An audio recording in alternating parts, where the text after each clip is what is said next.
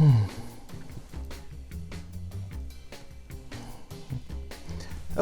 you're here. You're here. Welcome back, friends. Dr. Larry Mitnaul, your friendly neighborhood child and adolescent psychiatrist. Finish that sip if you need it. If you need it, it's for you. So it's so good to see you, and I'm glad that you're back on the channel.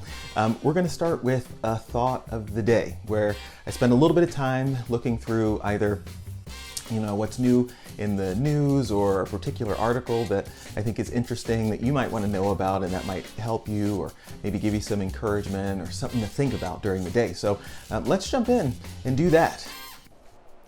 So last week, a research letter was released through the Journal of American Medical Association, or JAMA, about suicide-related internet searches. And so that might sound like a really funny thing to look at, but it's not uncommon in studies to take a survey of the land and, in terms of trying to get a sense of what people are interested in, what they're looking at, what they're thinking about, what they're considering, to take a look at some of the trends online and see what people are looking for, seeing what people are querying, and see if that helps us to make some gross interpretation around how they're feeling, how they're acting, how they're behaving, how they're planning. So this research letter looked at trends using Google data and queries. They looked at the search queries before the National Declaration of Emergency and then just shortly after, in the first few months of the pandemic.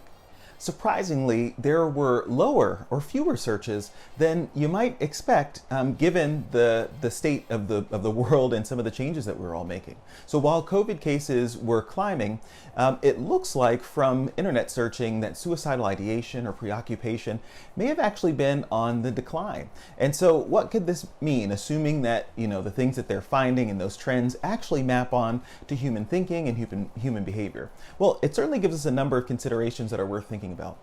One of them is that catastrophes can sometimes lead to a little bit of social cohesion, right? A unification through the struggle of things. And so we can think of, Band of Brothers type of motif.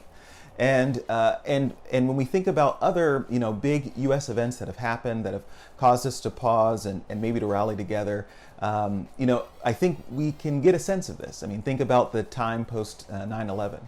And perhaps people were, actually checking in on each other a little more often rather than, taking for granted that they know how someone is doing.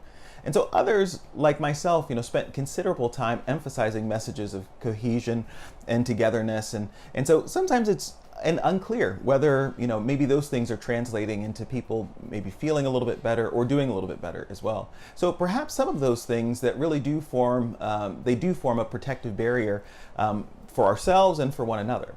Now, this article focuses on the early side, so it'll be interesting to track if these trends actually continue and how they map with actual experience. I think many of us are seeing that the length of this has really been trying on a lot of families, and so my guess would be that over the long haul it's been a little bit harder, but again, we'll see how the data bears out. So if nothing else, there's one more data point that for continuing to strive as much as we can to be good to one another, to look for ways to walk alongside one another and support each other, especially during this really tough time. So for those who wanted to read the original article, be sure to check the link in the description, which will give the citation.